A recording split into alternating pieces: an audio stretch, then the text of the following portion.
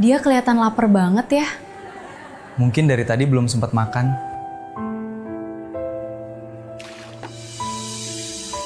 Seorang santri miskin datang ke acara lebaran keluarga hanya dengan sepeda tua. Lalu dihina habis-habisan di depan semua orang. Ibunya ditertawakan, dirinya dianggap gagal, bahkan disebut cuma jadi beban keluarga. Bahkan saat acara makan pun dia dihina karena orang miskin ternyata makannya juga banyak. Sebelum cerita ini dimulai, semoga yang melakukan like, diberikan kesehatan, dipanjangkan umurnya, dan dikabulkan semua hajatnya. Amin ya robbal alamin. Mari kita mulai. Pagi Idul Fitri itu terasa sejuk, tetapi tidak bagi Akil. Di depan rumah kecilnya, ia duduk memandangi sepeda tua yang selama bertahun-tahun menjadi teman perjalanan hidupnya bersama sang ibu, Bu Salmah. Ket sepeda itu mulai pudar, rantainya berderit, dan bannya tampak tipis dimakan usia. Namun sepeda itu masih setia berdiri, sama seperti mereka yang tetap bertahan meski sering diremehkan keadaan. Dari dalam rumah, suara Bu Salmah terdengar lembut memanggil. "Akil, sudah siap, nak?" Akil menghela napas panjang sebelum menjawab. "Sebentar lagi, Bu." Hari itu keluarga besar berkumpul di rumah nenek untuk halal bihalal tahunan. Bagi sebagian orang, momen itu penuh kebahagiaan. Tapi bagi Akil, acara keluarga selalu terasa seperti ruang sidang tempat dirinya dihakimi tanpa ampun. Bu Salmah keluar mengenakan pakaian sederhana berwarna krem yang sudah beberapa kali dipakai di hari raya sebelumnya. Wajahnya teduh, namun garis kelelahan tampak jelas. Ia duduk di samping Akil dan menatap anaknya dengan penuh pengertian. "Kalau kamu belum siap, kita tidak harus datang," katanya pelan. Akil tersenyum kecil. "Tidak apa-apa, Bu. Kita tetap datang." "Kamu yakin?" Akil mengangguk. Ibu selalu bilang silaturahmi itu penting. Bu Salmah tersenyum tipis meski hatinya penuh kekhawatiran. Ia tahu betul bagaimana keluarganya sering memperlakukan Akil. Bertahun-tahun mereka dianggap keluarga paling gagal. Setelah ayah Akil meninggal, keadaan ekonomi mereka runtuh. Sementara keluarga lain mulai sukses, punya usaha, rumah besar, dan mobil mewah, Akil justru memilih mondok dan hidup sederhana. Dan bagi keluarga besarnya, kesederhanaan selalu dianggap kegagalan. Tak lama kemudian mereka berangkat. Bu Salmah duduk di boncengan belakang sementara Akil mulai mengayuh sepeda tua itu melewati jalanan desa yang mulai ramai oleh warga berpakaian terbaik. Beberapa orang menyapa mereka dengan ramah. "Selamat Lebaran, Bu Salmah." "Selamat Idul Fitri, Akil." Akil membalas dengan senyum sopan. Namun semakin dekat ke rumah nenek, dada Akil terasa semakin berat. Ia tahu hinaan itu akan datang lagi. Dan benar saja, saat mereka tiba di rumah besar milik nenek, halaman sudah dipenuhi mobil-mobil mahal. SUV hitam mengkilap, sedan putih elegan, hingga mobil terbaru yang jelas harganya tidak murah. Akil perlahan memarkir sepeda tuanya di antara kendaraan-kendaraan mewah itu. Kontrasnya terasa menyakitkan. Beberapa orang langsung melirik.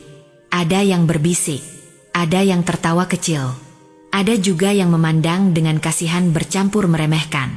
Akil pura-pura tidak melihat. Ia membantu ibunya turun dengan hati-hati. Mereka masuk ke dalam rumah. Suasana ramai oleh suara tawa dan obrolan keluarga. Namun baru beberapa langkah, seorang wanita parubaya menghampiri mereka. Akil datang juga ternyata." Akil tersenyum sopan. "Iya, Tante."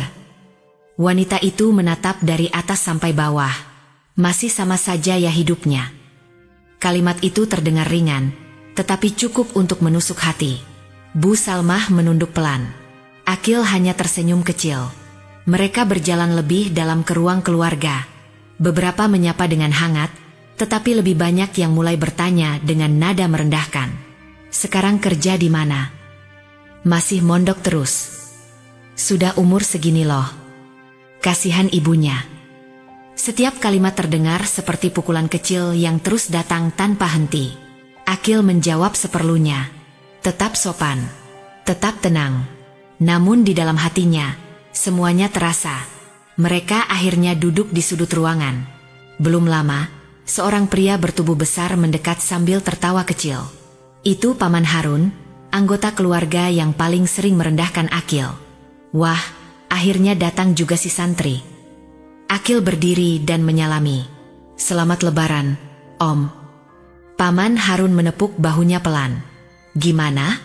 Sudah ada perubahan hidup atau masih begitu-begitu aja? Beberapa orang mulai memperhatikan.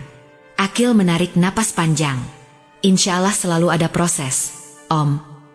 Paman Harun tertawa kecil. Proses terus dari dulu. Beberapa orang ikut tertawa. Bu Salmah tampak semakin tidak nyaman. Namun Akil tetap diam. Tetap tenang. Dan justru itulah yang membuat sebagian orang semakin memandang rendah dirinya. Bagi mereka, diam berarti lemah. Mereka tidak tahu bahwa di balik ketenangan itu, Akil sedang menyimpan sesuatu. Sesuatu yang selama ini sengaja ia sembunyikan. Sesuatu yang akan membuat seluruh ruangan itu berubah total sebelum hari berakhir. Suasana rumah nenek semakin ramai menjelang siang. Aroma opor ayam, rendang, dan sambal goreng memenuhi udara. Anak-anak berlarian sambil tertawa. Sementara orang-orang dewasa duduk berkelompok membicarakan pekerjaan, bisnis, dan pencapaian hidup masing-masing. Di tengah keramaian itu, Akil dan Bu Salmah tetap berada di sudut ruangan. Seolah hadir, tetapi tidak benar-benar dianggap. "Kil, makan dulu," ujar Bu Salmah lembut. Akil mengangguk lalu berdiri mengambil piring. Ia berjalan menuju meja hidangan panjang yang dipenuhi makanan. Namun baru saja ia mengambil nasi, suara bisikan terdengar dari belakangnya. Itu dia masih aja begitu. Akil mengenali suara salah satu sepupunya. Iya, Lebaran tapi hidupnya enggak berubah-berubah. Tapi pede banget datang. Tawa kecil terdengar. Akil tetap diam. Tangannya terus mengambil lauk seolah tidak mendengar apapun. Kasihan ibunya sih sebenarnya. Udah gede tapi belum jadi apa-apa. Cuma jadi beban. Kalimat terakhir itu terasa paling menusuk. Untuk sesaat tangan Akil berhenti bergerak. Namun hanya sesaat. Ia kembali melanjutkan mengambil makanan lalu berjalan menuju tempat duduknya tanpa membalas sedikit pun. Bu Salmah langsung menatap wajah anaknya. "Kamu nggak apa-apa, Nak?" Akil tersenyum kecil. "Tidak apa-apa, Bu." Padahal sebenarnya hatinya terasa sesak. Ia bukan manusia tanpa perasaan. Setiap hinaan tetap melukai. Namun selama bertahun-tahun, Akil belajar bahwa tidak semua luka harus dibalas dengan amarah. Belum sempat mereka mulai makan, seorang wanita parubaya duduk mendadak di depan mereka. "Tante Lilis." "Nah, Akil," katanya sambil tersenyum tipis. "Sekarang sibuk apa?" "Masih belajar, Tante." "Belajar terus?" Tante Lilis terkekeh kecil. Hasilnya belum kelihatannya. Beberapa orang di dekat mereka mulai memperhatikan. Bu Salmah tampak gelisah. Namun Akil menjawab dengan tenang. "Semua orang punya waktunya masing-masing, Tante." Tante Lilis mengangkat alis. "Semoga aja waktunya enggak terlalu lama. Ibumu juga butuh kepastian." Bu Salmah menunduk. Akil menatap wanita itu tanpa marah.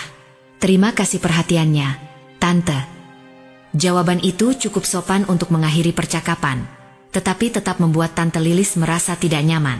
Ia akhirnya berdiri lalu pergi. Beberapa menit kemudian, suasana berubah sedikit ketika seseorang berteriak dari tengah ruangan. "Nanti jangan lupa foto keluarga besar ya." Semua langsung ramai menyahut setuju. Dan bagi Akil, sesi foto keluarga selalu menjadi momen paling tidak nyaman. Karena disitulah semua perbandingan terlihat jelas. Mobil siapa paling mahal? Anak siapa paling sukses? Siapa yang sudah menikah? Siapa yang dianggap berhasil? Dan siapa yang dianggap gagal? Tak lama kemudian sesi foto dimulai. Semua orang berkumpul di ruang tengah. Kursi-kursi diatur rapi. Orang-orang yang dianggap paling sukses otomatis duduk di depan. Yang punya jabatan. Yang kaya. Yang dianggap membanggakan keluarga. Sementara Akil dan Bu Salmah diarahkan ke pinggir. "Di sana aja ya," kata seseorang sambil menunjuk sudut belakang. Akil hanya mengangguk. Ia membantu ibunya berdiri di posisi yang dimaksud. Kamera mulai disiapkan. Semuanya senyum. Flash kamera menyala berkali-kali. Namun di balik senyum itu, pikiran Akil melayang jauh. Ia teringat masa setelah ayahnya meninggal. Masa ketika mereka benar-benar tidak punya apa-apa. Bu Salmah bekerja keras sendirian demi bertahan hidup. Sementara Akil memilih belajar di pesantren, memperdalam ilmu agama sekaligus mempelajari banyak hal tentang kehidupan. Di saat keluarga lain sibuk mengejar gengsi, Akil justru belajar memahami dunia dengan cara berbeda. Dan dari situlah semuanya perlahan berubah. Bukan secara instan, tapi pasti. Kill. Suara seseorang membuyarkan lamunannya. Foto selesai malah bengong. Akil tersenyum kecil. Oh iya. Orang-orang mulai bubar kembali membentuk kelompok-kelompok kecil. Di salah satu sudut, beberapa pria sedang membicarakan bisnis dan investasi. Sekarang peluang usaha digital besar banget, kata salah satu dari mereka. Asal punya modal dan koneksi, sahut yang lain.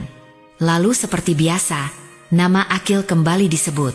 Kalau Akil sih mungkin masih fokus cari arah hidup, ujar seseorang sambil tertawa. Tawa kecil kembali terdengar. Namun kali ini ada seseorang yang memperhatikan reaksi Akil dengan serius. Damar, sepupunya yang sejak tadi diam mengamati. Ia mulai merasa ada sesuatu yang aneh.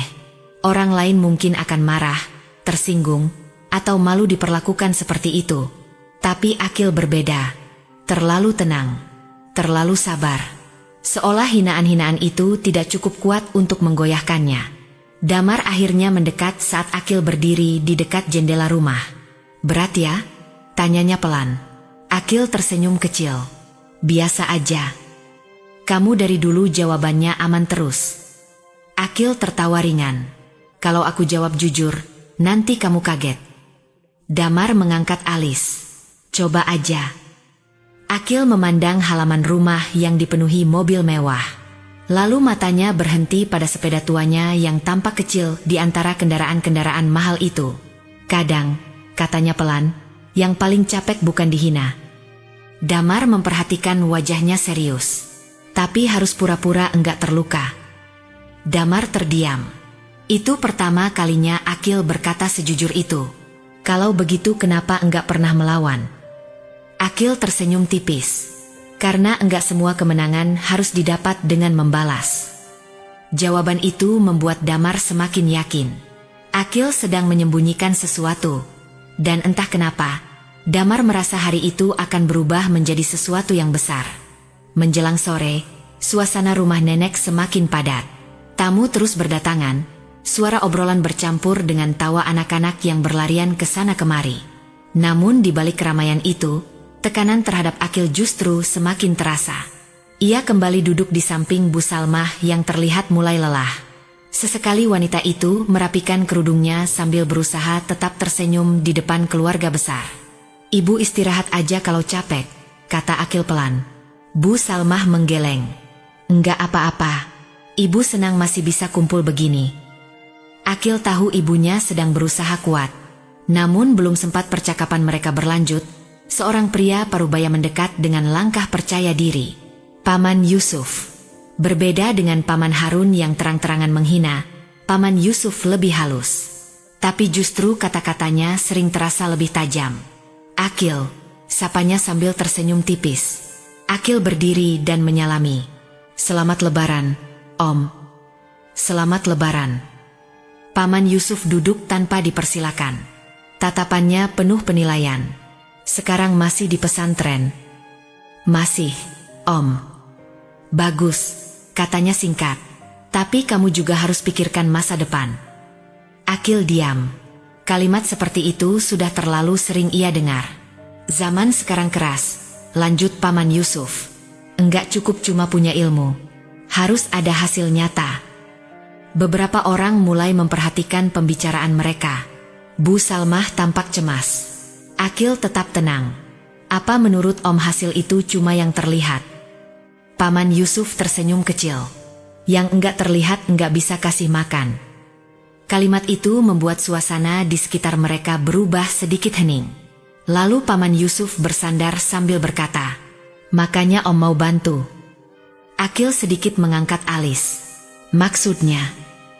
"Om punya kenalan yang lagi cari pegawai di perusahaannya.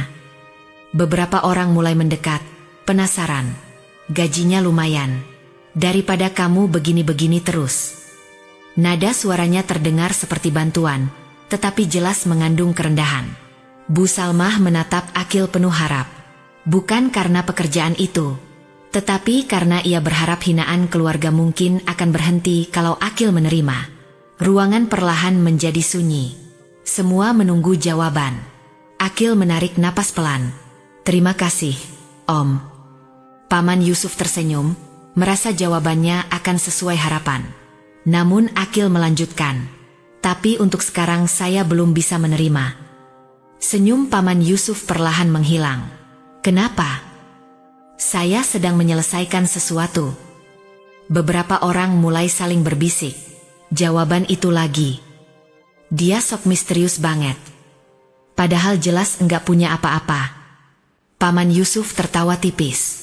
"Dari dulu jawaban kamu selalu begitu." Akil hanya tersenyum. Tidak membantah, tidak marah. Dan justru itu membuat sebagian orang semakin kesal. Setelah percakapan itu, suasana berubah semakin tajam. Kini bukan hanya dianggap gagal, Akil juga mulai dianggap sombong dan gengsi. Bu Salmah menatap anaknya dengan khawatir. "Kamu yakin dengan keputusanmu?" Akil mengangguk mantap. "Yakin, Bu. Ibu percaya sama kamu." Kalimat itu membuat hati Akil menghangat.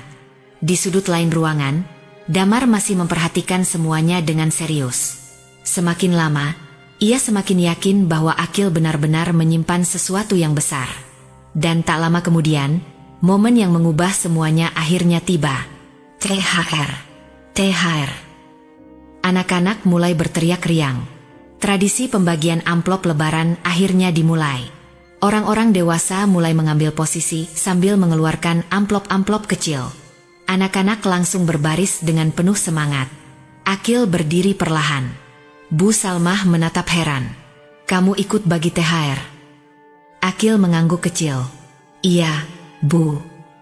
Ia melangkah mendekati kerumunan sambil membawa tas sederhana yang sejak tadi berada di sampingnya.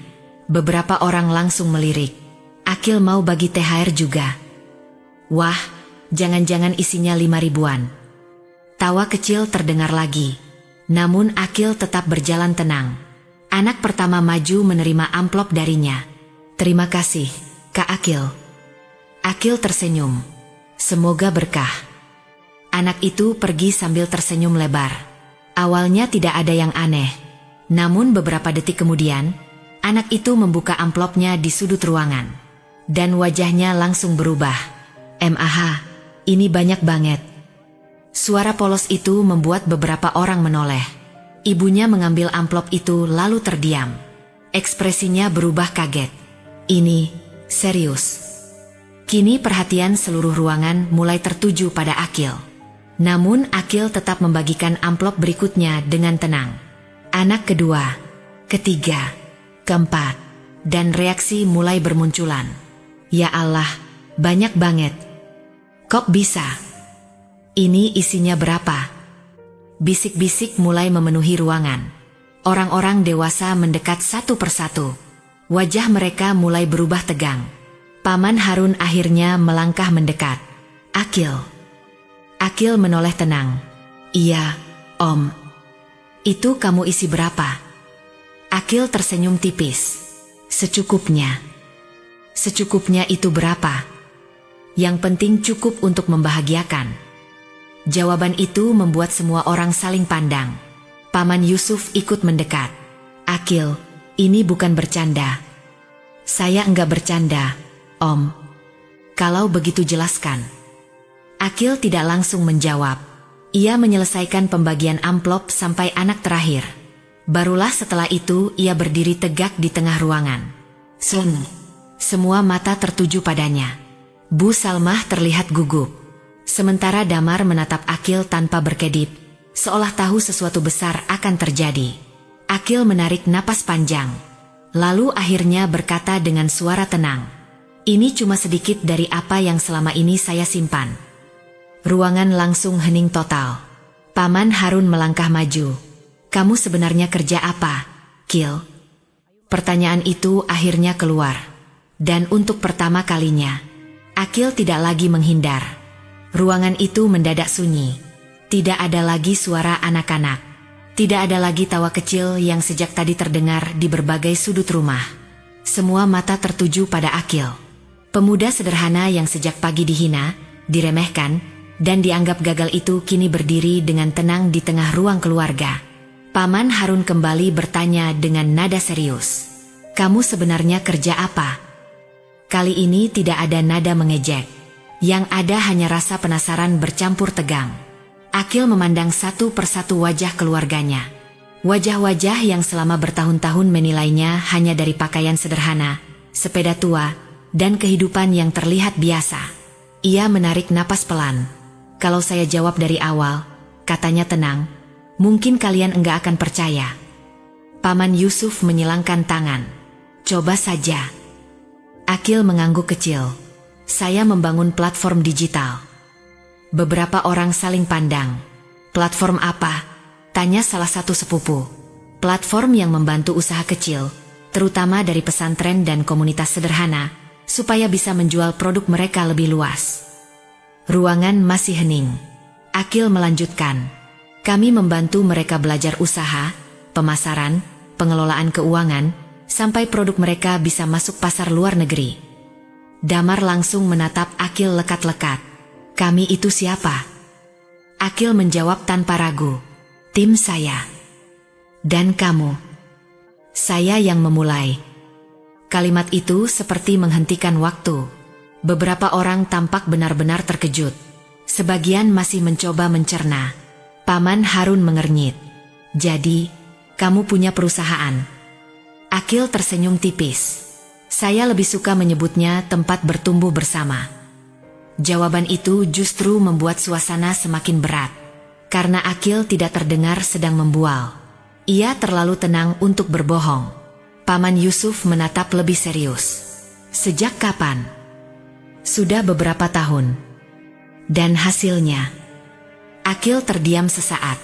Matanya melirik anak-anak yang masih memegang amplop THR darinya. Cukup untuk membantu banyak orang. Lagi-lagi jawaban sederhana. Tetapi justru terasa jauh lebih dalam. Paman Harun mulai kehilangan kata-kata. Kalau memang sebesar itu, katanya perlahan, kenapa kamu gak pernah cerita? Akil memandang seluruh ruangan. Tatapannya tetap tenang. Karena saya ingin tahu. Ia berhenti sejenak. Siapa yang melihat saya sebagai manusia? Ruangan kembali sunyi. Dan siapa yang hanya melihat dari apa yang terlihat? Bu Salmah menunduk. Matanya mulai berkaca-kaca. Beberapa orang mulai merasa wajah mereka panas sendiri. Akil melanjutkan. Selama ini saya nggak pernah menyembunyikan apa-apa. Beberapa orang tampak bingung.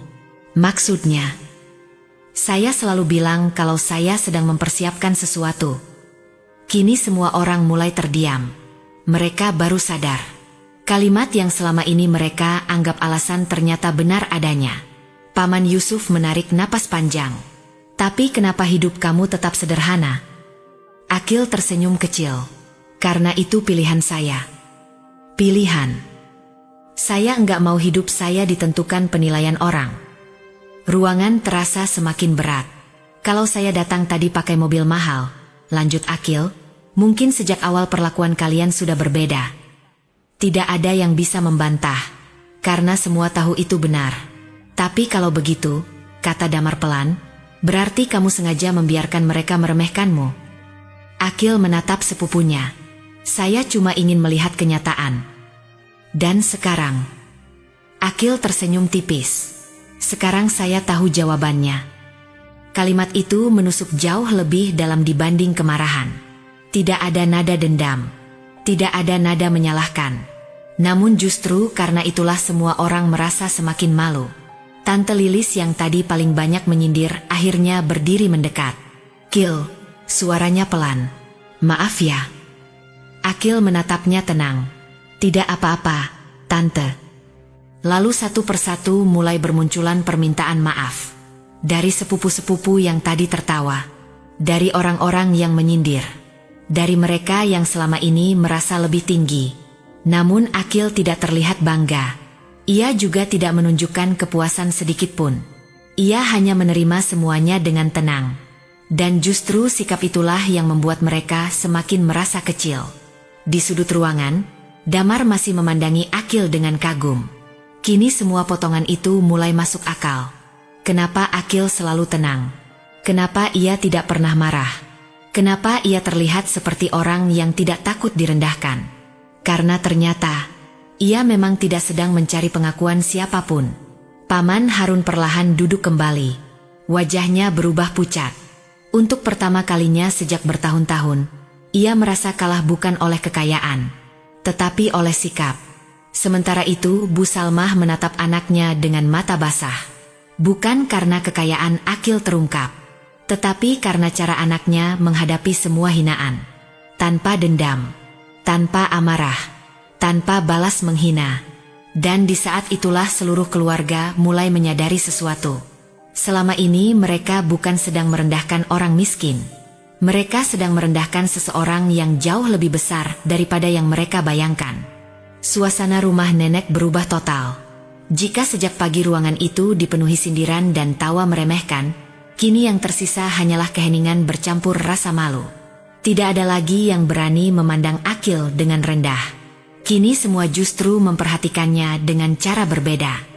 Bahkan beberapa orang terlihat canggung hanya untuk menatap matanya. Akil sendiri tetap duduk di samping Bu Salmah seperti sebelumnya. Tidak berubah. Tidak berpindah ke tempat utama. Tidak pula menunjukkan sikap lebih tinggi. Justru ketenangan itu yang membuat keluarganya semakin merasa bersalah. Paman Harun akhirnya berdiri lagi dan berjalan mendekati Akil. Namun kali ini langkahnya jauh lebih pelan dibanding sebelumnya. "Kil." Akil menoleh sopan. "Iya, Om." Paman Harun tampak ragu sejenak sebelum akhirnya duduk di depan Akil. "Om minta maaf." Kalimat itu terdengar lirih. Beberapa orang langsung menoleh.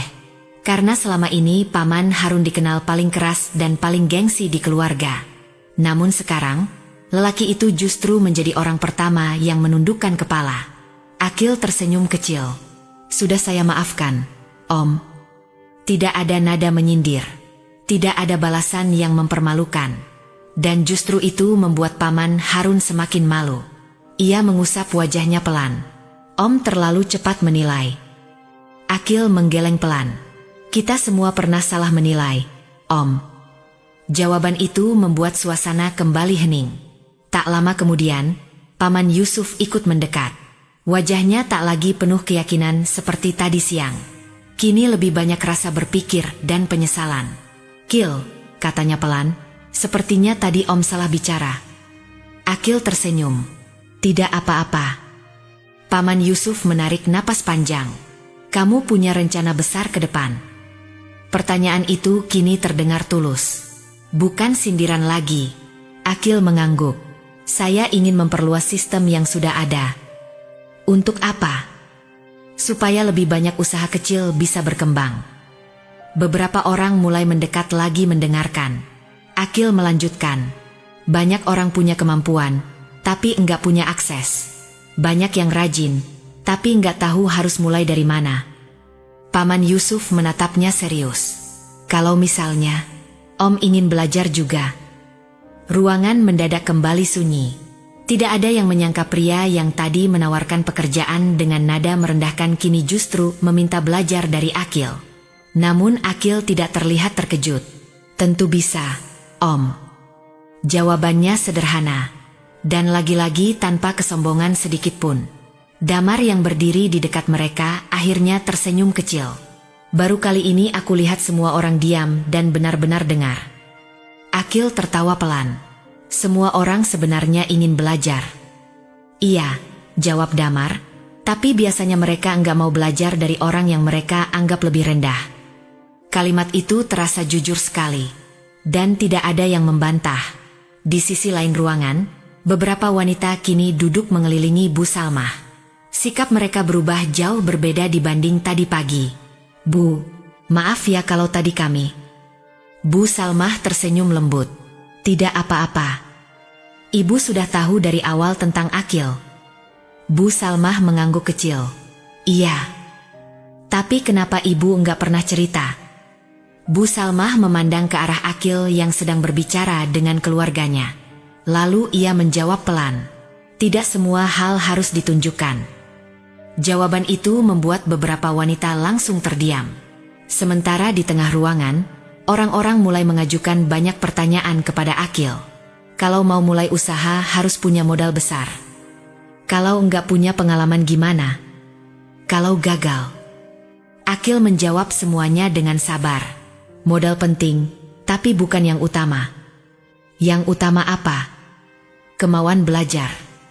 Kalau gagal, itu bagian dari proses. Tidak ada jawaban yang terdengar menggurui. Tidak ada kesan ingin pamer. Dan justru itulah yang membuat semua orang semakin menghormatinya. Beberapa saat kemudian, langkah pelan terdengar mendekat. Seorang pria tua berjalan memasuki ruang tengah. Kakek Mahmud. Sosok paling dituakan dan dihormati dalam keluarga besar itu. Semua langsung memberi jalan. Kakek Mahmud memandang Akil cukup lama sebelum akhirnya duduk di hadapannya. Aku dari tadi memperhatikan, katanya pelan namun tegas. Akil menunduk hormat. Kakek Mahmud melanjutkan. Kamu tidak berubah. Akil tersenyum kecil. Semoga begitu, Kek. Pria tua itu mengangguk. Itu yang paling sulit. Ruangan langsung kembali sunyi. Banyak orang baik saat belum punya apa-apa, lanjutnya. Tapi berubah ketika sudah berada di atas. Tatapan kakek Mahmud semakin dalam. Kamu punya kesempatan membalas semua hinaan tadi. Akil diam mendengarkan. Tapi kamu tidak melakukannya. Akil menjawab pelan. Saya cuma melakukan yang menurut saya benar. Kakek Mahmud tersenyum tipis. Itulah kenapa kamu sampai di titik ini. Beberapa orang mulai menunduk malu. Paman Harun memejamkan mata sebentar. Paman Yusuf menghela napas panjang. Sementara kakek Mahmud menatap seluruh keluarga. Selama ini kalian sibuk menilai dari luar, katanya tegas. Padahal anak ini sudah berjalan jauh tanpa kalian sadari. Tidak ada yang berani menyela. Lalu kakek Mahmud kembali memandang Akil. Ingat satu hal. Akil mengangguk hormat. Jangan pernah merasa lebih tinggi dari siapapun. Iya, Kek. Kakek Mahmud berdiri perlahan lalu menepuk bahu Akil sebelum berjalan pergi. Namun kata-katanya tertinggal kuat di dalam ruangan itu. Dan untuk pertama kalinya, keluarga besar itu benar-benar belajar tentang arti menghargai seseorang. Sore mulai berubah menjadi senja. Cahaya matahari masuk melalui jendela rumah nenek dengan warna jingga keemasan, membuat suasana terasa hangat sekaligus sendu. Acara halal bihalal perlahan mendekati akhir. Beberapa tamu mulai berpamitan sambil menyalami satu sama lain. Namun ada sesuatu yang berbeda hari itu. Bukan rumahnya, bukan makanannya, melainkan hati orang-orang di dalamnya. Akil masih duduk di samping Bu Salmah. Kini tidak ada lagi tatapan meremehkan yang mengarah kepadanya. Yang ada justru rasa hormat dan kekaguman yang sebelumnya tak pernah ia dapatkan. Bu Salmah memandang anaknya dengan mata berkaca-kaca. Kamu capek, nak? Akil tersenyum kecil. Enggak, Bu. Ibu bangga sama kamu. Kalimat itu membuat Akil diam sejenak. Ia menatap ibunya dengan lembut. Semua ini karena ibu. Bu Salmah menggeleng pelan. Bukan. Ini karena kamu memilih tetap jadi orang baik. Akil menunduk kecil sambil tersenyum. Tak lama kemudian, beberapa anggota keluarga kembali mendekat. Kali ini bukan untuk menyindir, melainkan berbicara dengan tulus. Paman Harun duduk lebih dulu. Kil, katanya pelan, kalau kamu nggak keberatan, Om ingin belajar. Akil menatapnya. Belajar apa, Om? Belajar mulai lagi. Jawaban itu membuat beberapa orang langsung terdiam. Untuk pertama kalinya, lelaki yang paling sering merendahkan orang lain itu berbicara dengan kerendahan hati. Paman Yusuf ikut mengangguk. Kami sadar selama ini terlalu sibuk melihat hasil luar. Damar tersenyum kecil di samping Akil. Akhirnya kalian ngomong jujur juga. Beberapa orang tertawa kecil, kali ini tanpa sindiran. Akil memandang mereka satu persatu sebelum akhirnya berkata, berubah itu enggak instan. Semua memperhatikan. Kalau cuma ingin cepat berhasil, kalian mungkin akan kecewa. Paman Harun mengangguk. Kami enggak cari cepat. Paman Yusuf melanjutkan. Kami cuma ingin belajar jadi lebih baik. Ruangan kembali hening sesaat. Akil akhirnya tersenyum. Kalau begitu kita mulai setelah lebaran. Wajah beberapa orang langsung terlihat lega. Bukan karena uang, tetapi karena mereka merasa mendapatkan arah baru. Damar menepuk bahu Akil pelan. Gila sih kamu. Akil tertawa kecil. Aku tetap Akil. Iya, jawab Damar sambil tersenyum. Tapi sekarang semua orang akhirnya tahu siapa kamu sebenarnya. Akil menggeleng pelan. Mereka nggak perlu tahu siapa aku. Lalu, yang penting mereka mulai belajar menghargai orang. Kalimat itu membuat Damar diam sejenak. Ia sadar, bahkan setelah semuanya terbuka, Akil tetap tidak sedang mencari pengakuan. Beberapa saat kemudian, Akil berdiri. Ibu, kita pulang. Bu Salmah mengangguk pelan. Mereka berjalan menuju pintu rumah. Dan sesuatu yang dulu tak pernah terjadi akhirnya terjadi hari itu. Satu persatu anggota keluarga menghampiri mereka dengan hangat. Bukan basa-basi, bukan kasihan, tetapi penghormatan yang tulus. Hati-hati di jalan. Maaf ya, Kil. Nanti jangan lupa datang lagi. Akil membalas semuanya dengan senyum tenang. Saat mereka keluar rumah, udara sore menyambut dengan sejuk. Langit mulai gelap perlahan, sementara suara anak-anak masih terdengar bermain di kejauhan. Di halaman rumah, sepeda tua itu masih berdiri di tempat yang sama. Tetap sederhana, tetap usang, tetapi kini tidak lagi terlihat hina. Akil menghampiri sepeda itu lalu memegang setangnya pelan. Bu Salmah berdiri di sampingnya sambil tersenyum. Kita pulang dengan kendaraan yang sama. Akil mengangguk kecil. Tapi bukan dengan perasaan yang sama.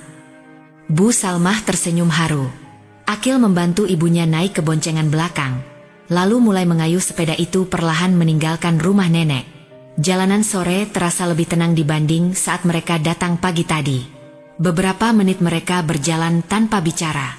Hingga akhirnya Bu Salmah berkata pelan, "Tadi ibu takut." Akil sedikit menoleh.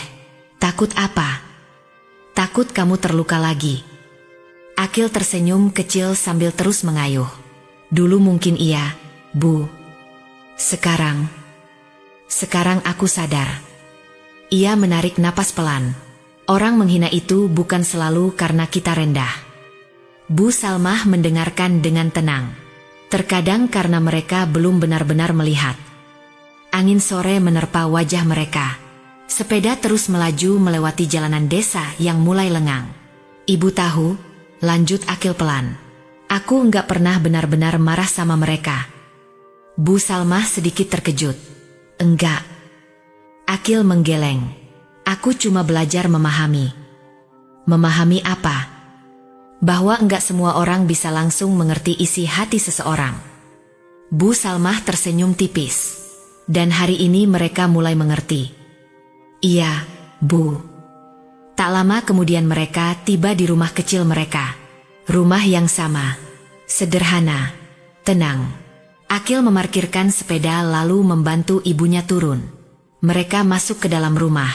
Tidak ada kemewahan, tidak ada perabot mahal. Tetapi malam itu rumah kecil itu terasa begitu hangat. Bu Salmah duduk sambil memandang anaknya lama. "Kamu enggak menyesal hidup sederhana seperti ini?" Akil tersenyum kecil. "Enggak." "Kenapa?" Akil menatap ibunya dengan tenang. "Karena aku belajar satu hal." "Apa itu?" "Nilai seseorang bukan ditentukan dari apa yang terlihat." Ia berhenti sejenak. "Tapi dari apa yang tetap ia lakukan ketika tidak ada yang melihat." Air mata Bu Salmah akhirnya jatuh. Akil melanjutkan pelan. "Dan kesuksesan bukan tentang jadi lebih tinggi dari orang lain." Ia tersenyum kecil. tapi tentang seberapa banyak kita bisa membantu orang lain ikut naik. Malam semakin larut. Di luar rumah, sepeda tua itu masih berdiri seperti biasa. Namun hari itu telah mengubah segalanya. Bukan pada sepeda itu, bukan pada rumah kecil itu, melainkan pada cara orang memandang. Dan yang paling penting, pada cara Akil menjalani hidupnya. Ia tetap sederhana, tetap rendah hati. Namun kini semua orang tahu, itu bukan karena ia tidak mampu, melainkan karena ia memilih demikian. Hikmah yang bisa kita ambil dari cerita ini adalah jangan pernah menilai seseorang hanya dari penampilan, pekerjaan, kendaraan, atau keadaan hidup yang terlihat di permukaan. Tidak semua orang sederhana itu gagal, dan tidak semua yang tampak hebat benar-benar memiliki hati yang baik. Kesabaran, keteguhan hati, dan kerendahan hati adalah kekuatan besar yang seringkali tidak terlihat oleh manusia. Akil mengajarkan bahwa kesuksesan sejati bukan tentang membuktikan diri di depan orang lain, melainkan tentang tetap menjadi pribadi baik meski diremehkan, tetap rendah hati saat berada di atas, dan tetap mau membantu orang lain tanpa menyimpan dendam. Kadang orang yang paling sering dihina justru sedang berjuang dalam diam dan mempersiapkan sesuatu yang besar. Karena itu, belajarlah untuk menghargai siapapun, jangan mudah merendahkan, dan jangan pernah merasa lebih tinggi dari orang lain. Sebab kemuliaan seseorang tidak selalu terlihat dari apa yang dimilikinya, tetapi dari bagaimana hatinya dan bagaimana ia memperlakukan sesama. Cerita ini adalah karya fiktif yang dibuat seolah nyata agar kita semua bisa mengambil pelajaran dan hikmah berharga dari setiap peristiwa di dalamnya. Terima kasih sudah menyimak cerita ini sampai akhir. Jika kalian menyukai cerita seperti ini, jangan lupa tuliskan komentar kalian, tinggalkan like channel ini agar tidak ketinggalan kisah-kisah inspiratif lainnya.